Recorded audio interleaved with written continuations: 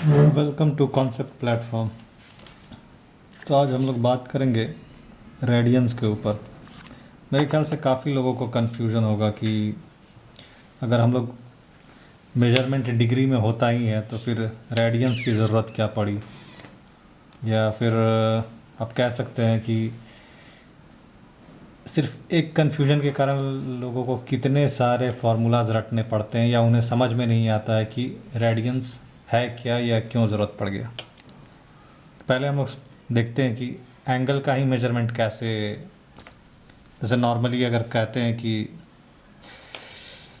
अगर हम एंगल की बात करें, अगर सपोज़ एक ओ पॉइंट है, एक लाइन सेगमेंट ओ ए है और ओ बी है और इसके बीच में कोई एंगल है, सपोज़ 30 डिग्री हम मान लेंगे,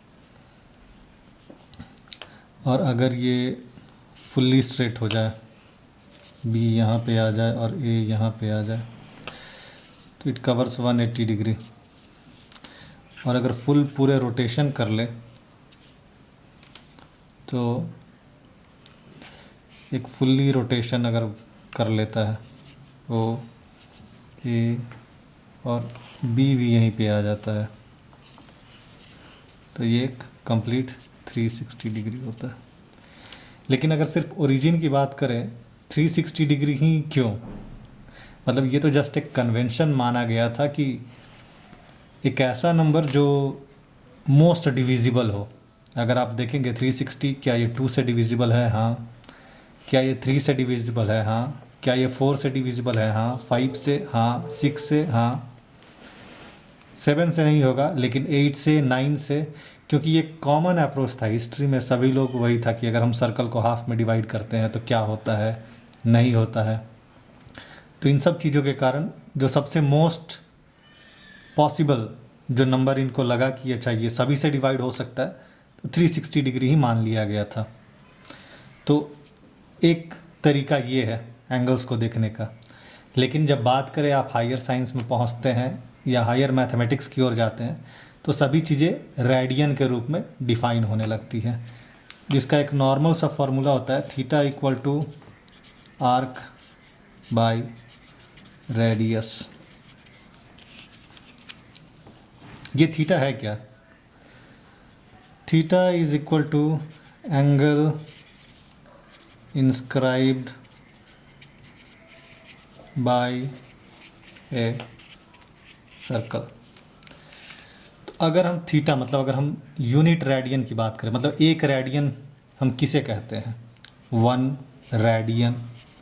ये इसी फॉर्मूला से आ जाएगा। अगर हम एक रेडियन की बात करते हैं, हमको थीटा को 1 करना है, तो ऑब्वियसली जो आर्क है, अगर आर्क को हम रेडियस के बराबर लेते हैं, if arc equal to radius divided by radius, तो हमारा थीटा जो हो जाएगा, theta will be equal to 1 radian. एक डायग्राम के रूप में समझना चाहेंगे कि नॉर्मल मतलब हायर मैथमेटिशियन में, मैथमेटिक्स में हम लोग चाहते हैं कि हमारा जो एंगल हो वो it should be with respect to a circle. एक सर्कल क्या एंगल बनाता है या एक सेगमेंट ऑफ ए सर्कल क्या एंगल बनाता है सेंटर पे। तो अगर हम इस सर्कल ओ लेते हैं और एक रेडियस आर लेते हैं और एक नॉर्मल आर्बिट्रेरी एंगल लेते हैं आर, तो अगर ये arc, if this length is also equal to R, then this angle inscribed theta is equal to 1 radian. शायद ये सभी जगह से रेडियस से घिरा होने के कारण ही इसका नाम रेडियन पड़ा था। तो आइए देखते हैं, जैसे एक नॉर्मल फार्मूला लोग कहते हैं, क्या कन्वर्शन के लिए भी फार्मूला आपको रटने की ज़रूरत है? बिल्कुल भी रटने की ज़रूरत नहीं है। यहाँ पे हम इस आर्क को अगर रेडियस आर के बराबर मान रहे हैं तो 1 रेडियन हो रहा है। लेकिन अगर हम पूरे सरकमफ्रेंस की बात करेंगे तो एक सर्कल का सरकमफ्रेंस क्या होगा? Circumference of a circle equal to 2 pi R. तो इस केस में 360 डिग्री जो मूवमेंट हुआ वो 2 पाई ही तो हुआ, 2 पाई टाइम्स हम जो मूव कर रहे हैं। एक्चुअली ये अगर सिर्फ आर अगर ये पोर्शन है तो पूरे घूमने के लिए आपको क्या करना होगा, इस आर को 2 पाई टाइम्स मल्टीप्लाई कर देना होगा। So it's equal to 2 pi radians. So 1 radian equal to 360 divided by 2 pi. Simple equation. अच्छा, देखते हैं इसका एप्लीकेशन क्या क्या हो सकता है। एक नॉर्मल अगर हम बात करें, एक जैसे कि हमारा लास्ट सेगमेंट था वो एरिया एंड वॉल्यूम के ऊपर था, तो अगर हम एक राइट सर्कुलर कोन की बात करें, एक राइट सर्कुलर कोन जिसका बेस वाले का ये पोर्शन L है, इसका हाइट h है और ये L है जिसको स्लैंट हाइट भी बोलते हैं। तो अगर हम इसकी सरफेस एरिया को अगर हम बात करें, कैसे हम कैलकुलेट कर सकते हैं? बहुत ही सिंपल है। मतलब अगर एक राइट सर्कुलर कोन है और उस राइट सर्कुलर कोन को अगर हम उसको खोल देते हैं तो ये काफ़ी कुछ इस फॉर्म में आ जाएगा, which is more like a segment of a circle, जिसमें ये वाला पोर्शन अगर हम बात करते हैं O A B, where A B equal to, क्योंकि ए बी बेस वाला पोर्शन खुला है, इक्वल टू 2 पाई आर। ठीक है, तो अगर हम इस एंगल थीटा को लेते हैं, अगर हम रेडियंस के टर्म्स में इसको देखते हैं तो theta equal to arc divided by radius. तो यहाँ पे क्या हुआ, आर्क हो गया 2 पाई आर और ये रेडियस, इसको ध्यान दीजिए ये आर नहीं है क्योंकि ये नीचे वाला पोर्शन खुला है, ये वाला पोर्शन जो है वो एल है। So equal to 2 pi R divided by L. अब बात आ गया कि I have to calculate this area, ये वाला जो एरिया है हमको इसको कैलकुलेट करना है।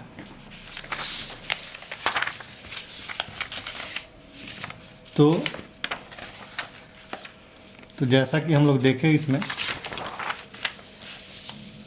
अच्छा मैं यहीं पे यहाँ पे आपको करके दिखाता हूँ, ज़्यादा आसानी होगा।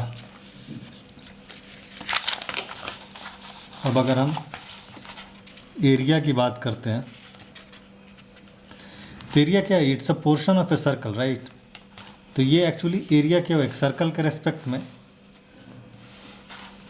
एक सर्कल का अगर पोर्शन 3, अगर ये थीटा है, पूरे सर्कल क्या है 2 पाई होगा, जो हम लोगों ने अभी ऊपर में डिस्कस किया था कि एक पूरा पोर्शन जो होगा वो 2 पाई होगा। तो हम लोग कह सकते हैं theta divided by 2 pi into pi R square, that is area of a circle, जो इस केस में रेडियस जो है एल है, पाई एल स्क्वायर। और थीटा हम लोग यहाँ पे निकाल चुके हैं, theta equal to 2 pi R divided by L. ये नीचे वाला पोर्शन 2 पाई वैसे ही रह गया, इंटू पाई एल स्क्वायर। तो यहाँ पे क्या होगा, 2 pi R divided by 2 pi L into pi L square. 2 pi cancel हो गया, एल से ये वाला कैंसिल हो गया, तो हमारे पास क्या बचा, pi R L equal to surface area of a cone. लेकिन क्या रेडियन का यूज़ सिर्फ इतना ही है, हम लोग सिर्फ थोड़ा सरफेस एरिया जान लिए या थोड़ा ऐसा जान लिए, नहीं, इतना नहीं है। अगर आप आगे की क्लास में जाइएगा तो आप देखिएगा कि ट्रिग्नोमेट्री, जो ट्रिग्नोमेट्री है उसमें इस चीज़ का भयंकर यूज़ है। सिर्फ ट्रिग्नोमेट्री, अगर फिज़िक्स आप जाते हैं, पूरे complete 4 year series, signal system, सभी कुछ इसी रेडियन के ऊपर बेस्ड रहेगा। सारे जो भी कैलकुलेशन होंगे आपको थीटा और ये सब के टर्म्स में नहीं मिले, मतलब आपको 360 डिग्री और ये डिग्री के टर्म्स में नहीं मिलने वाले हैं। सारा कुछ उसी के टर्म्स में होगा। तो आपके लिए बहुत ज़रूरी है कि आप रेडियन को पढ़ें, आप रेडियन को समझें।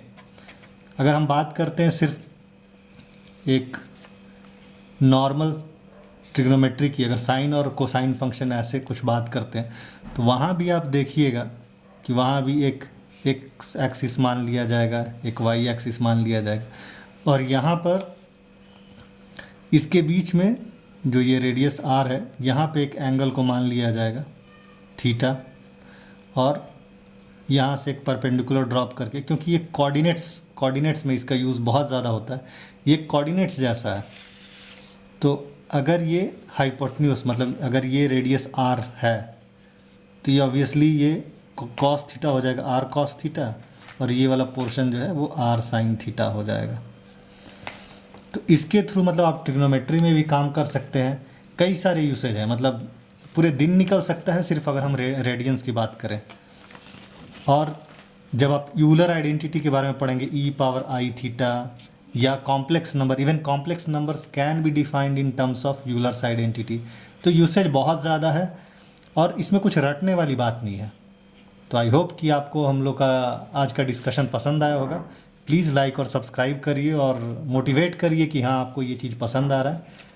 तो हम लोग आगे भी और क्लासेस करते रहेंगे। मैं चाहता हूँ कि हम लोग सिलसिलेवार ढंग से राइट फ्रॉम 6 क्लास 6, 7, 8, 9, 10, ताकि आपके कॉन्सेप्ट्स सबसे ज़्यादा क्लियर हो, बेहतरीन बने। Thank you.